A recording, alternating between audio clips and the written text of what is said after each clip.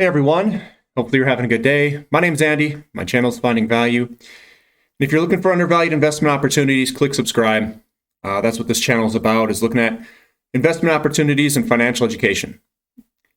I'm scrolling through the questions in the comments, and it says, hey Andy, could you mention of a situation with copper and what's going on in Peru? The only thing I know is that the front runner of Peru is looking at possibly taxing some of the mineral companies a lot more than what they currently are at. This is just going to, Peru has a lot of copper production. It's way up there in terms of the percentage of total copper production of the world. So that's just going to push prices higher. You're going to see this.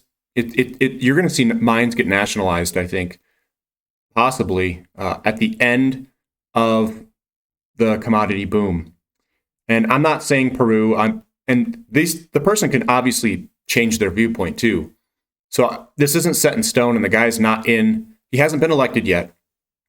And some of these guys, they change their opinions after they get elected. So I don't. This isn't like a for sure thing, but there's a high probability that what he says may go through. I heard a lot of stuff from Obama, a lot of stuff from Trump, and those guys, when they got in office, they swapped. They changed their opinion quite dramatically on lots of things. So maybe they don't know what's going on. They get in, they get basically briefed, like, hey, we're the Federal Reserve. We own and run this place. You guys are just puppets, so this is what's going to go down. Yeah, and then they run the world with the money, because whoever releases the money and credit owns basically the world. At least that's what I think. But here is Andy. What's your opinion of Australia building a gigantic solar farm to power Singapore via ocean cables? How practical, sustainable do you think this is? I don't. A lot of these solar panels, I don't think they last like all that long. So probably not that sustainable. And everyone thinks that solar is a non, it has impacts to the environment. You have to clean out an entire area. You put these things in, and depending on what kind of solar farm it is, if it's redirecting heat somewhere, it kills all the birds that fly over the panels. It just literally torches them. And I'm not like a total environmentalist, but at some point you have to look at this and say, well, what's worse? Having some carbon dioxide that we release into the atmosphere at maybe 2-3% of the total world's carbon dioxide, we'll call it what it breathes during the year, or putting these wind farms and solar farms and just taking up massive amounts of land and changing the entire environment for that area. I would say that changing the environment with as much land as that we're going to need could be a bigger impact to the world and humans than the actual carbon in the atmosphere. I know back in the Jurassic period, carbon in the atmosphere was far higher than what it is today. We're talking 4 or 5 times higher, maybe 10 times higher. It was something much higher than what it is today. But you know what? I'm not an expert, and I don't think most of those experts, they may not even know the exact ramifications. Now, even if we do ruin the Earth, it's only going to ruin the Earth for living beings on it for a period of time. It'll regenerate itself. It's just humans may not be living here. Take a big perspective, guys. We think the entire universe evolves around human beings. And in all honesty, we are a speck of dust floating around a star. That's all it is. And we literally, you could take the viewpoint that we literally mean nothing. We think so highly of ourselves. So here's Keith. You're asking, you wrote like from previous highs, they could turn $50,000 investment into $550,000. I don't know if it's going to do that or not, but How many shares do I own in SM Energy? 9,000 shares. That's what I own. It's over 3 accounts. Andy, love the content. Quick question. How would you weight a portfolio with around 20,000 in terms of commodities? So wait. Quick question. How would you weight a portfolio worth around 20K in terms of commodities? So I overweight. So if that's a really personal question because it depends on what you understand and what you know. In my portfolio, I've got real estate, like physical real estate, maybe 40% of my net worth. I have a physical precious metals, 25% of my net worth. And then I have stocks, portfolios. I have like 3 or 4 portfolios. No, more than that, I guess. I have like 5 because some brokerages are cheaper than others when buying some of these OTC stocks. So I just opened up a bunch and I bought whatever's cheapest in those particular ones. I have a Roth IRA. My wife has a Roth IRA. My wife also has a rollover IRA. And then I have another account, individual account. And then I have another 401k. And I'd spread all my money spread across all these. And I don't like check some of them all the time. So if it was 20K in terms of commodities, it depends what you know. If you know a whole bunch about commodities, I would overweight it. And you could do, like 10 or 15,000 in it and have 5 in something else. It all depends. Or if you're more conservative, you can do like a 5,000 allocation to commodities and put the rest in like emerging markets and stuff like that. That's another approach depending on what you feel comfortable with. I would do whatever you feel comfortable doing. Now, I have smaller portfolios that are more commodity focused where I'm swinging for the fences. I go into more speculative plays. I go into more developing type companies. And you guys have to remember the Lassonde curve that I showed you. And I don't know if I told you it was the Lassonde curve, but the mining curve and where value's at. And I'll bring that up real quick. It's right here. Lassonde curve. Yep, there it is. I've showed you this before. And this is the life cycle of a mineral discovery right here. Where I have a lot of companies that are right here. And what that is that they've got a discovery, they've done a feasibility study, they just haven't developed or started the mine. A lot of these are uranium companies. And I have those because uranium has to drastically increase their production. Say you've got a little over 100 million pounds of current production that could come on, and they have to produce like 300 something million pounds out in the future by 2030 something. So if you take a very long-term approach, a lot of these development type companies, they have a good chance of going into production. And if they have a pretty good deposit, I think they could go into production. It's really in control of the people who run the company. There's a high demand for their product. There's going to be a shortfall. And if you're at this point, you're at maximum value creation for their shareholders.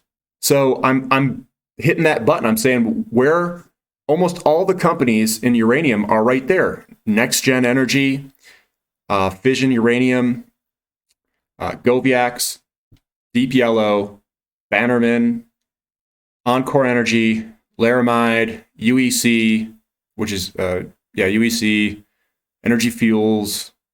There's so many that are right there.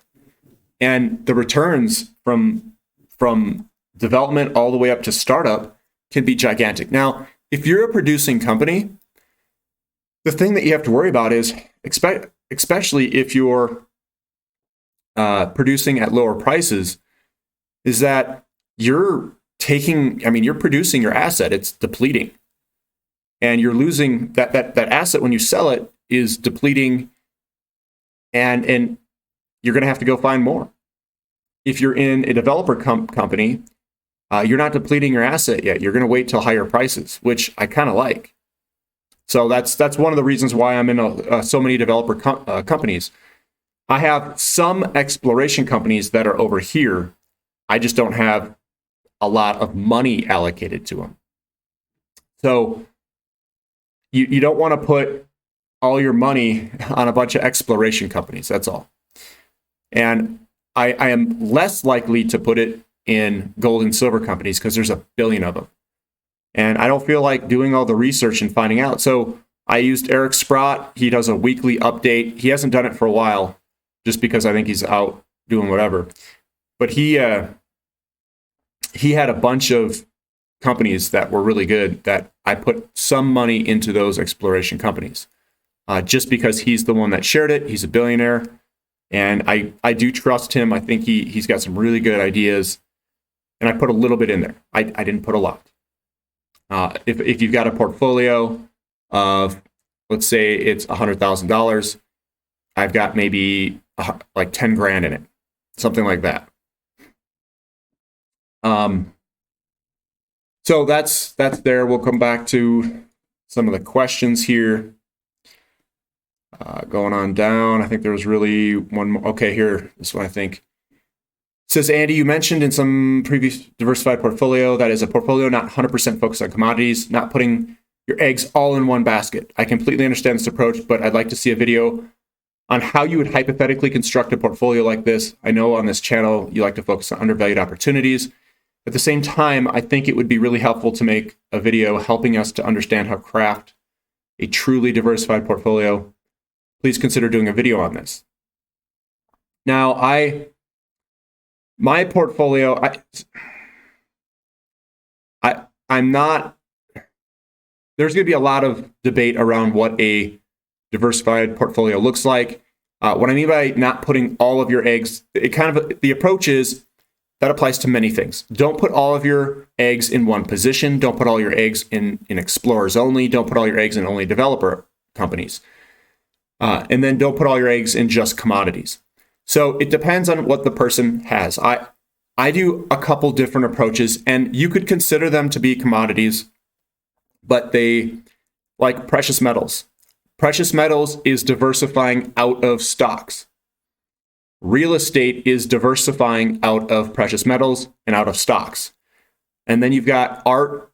You can have artwork. I don't know anything about art. I have zero artwork. I don't know anything about it. If you want, you can have healthcare type companies. You can have emerging markets. So what I do is I have all of those things. I've got real estate, and I'm not cash flowing real estate. It's just the house that I live in. That's all it is. I'm not, and the reason I'm including that, and I know per Robert Kiyosaki and all these other guys, is it's a liability. But if I can live in something while it appreciates, and if my costs are far lower than renting, which they are far lower buying a house here at least versus renting, about 50% cheaper. That's another metric that you can use to say that real estate has to go higher. And almost everyone who looks at rent prices here says, I'm going to go buy a house. There's no, why would I not buy a house? And that's why we have no homes for sale. Everyone's buying. So a diversified portfolio, if you have, some people don't own a house. Some people don't have any physical precious metals. Some people don't have any artwork. They don't have anything. And all they have is one stock portfolio. And then they go 100% into commodities. And it's like, and it's all exploration companies. It's like, whoa. Like that's not how you make money with reduced risk. You are hitting the full risk button, going full send on this. You're taking way too much risk. If you're a younger individual, younger being like under 40, you don't have to take all the risk in the world. What you want to do, in my opinion, is find some companies, find some ETFs, find a diversified approach, and hit the low risk button, which may not return as much, but you have more years to compound this stuff over time. And if you can compound greater and greater amounts of money over longer periods of time, that's a really good approach because you don't have to take all the risk in the world. You can take a little bit of the money and put it in some high risk stuff, very high reward, and maybe it pans out, maybe it doesn't. Those exploration type companies. So the way that I would look at the portfolio for someone who's looking at setting up a portfolio, maybe do some ETFs like EEM, emerging markets. That's good, or an international type fund.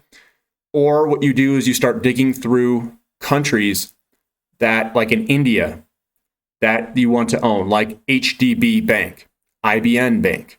Those are two banks that I own that I don't talk a lot about because a lot of people, this is more of a commodity type channel, but those are banks. Banks do incredibly well during real estate booms, and they do incredibly well when the dollar is weak. So I think HDB, IBN banks in India, I think could do pretty well. And they did very well last time during the commodity boom. So I have a little bit in those. India is probably going to have quite a good area for investment. So their demographics are good. I think it's a good spot to be, but that's just me. I like that area. Get a diversified portfolio in commodities themselves. You've heard of all the companies or sectors that I'm in. So I can do another video. Maybe I can make it more visual, show you guys kind of what I'm in. My portfolio has shifted quite dramatically. My oil companies are literally consuming a lot of the portfolio. Uranium has held its ground, and my portfolio has morphed into an energy portfolio just because of how big they got. I overweighted a lot of the energy companies, uranium and oil, and then they just blew up. And the reason I overweighted those types of companies is because they have the most leverage in relationship to gold in a commodity bull market. They're also the most inflation sensitive. So if they have inflation, these things are going to blow up to the upside. Now, if we do have problems, they can also fall to the downside. So you have to balance that risk reward. This isn't just one portfolio that I have that it's basically eating everything else. And that's how I set it up.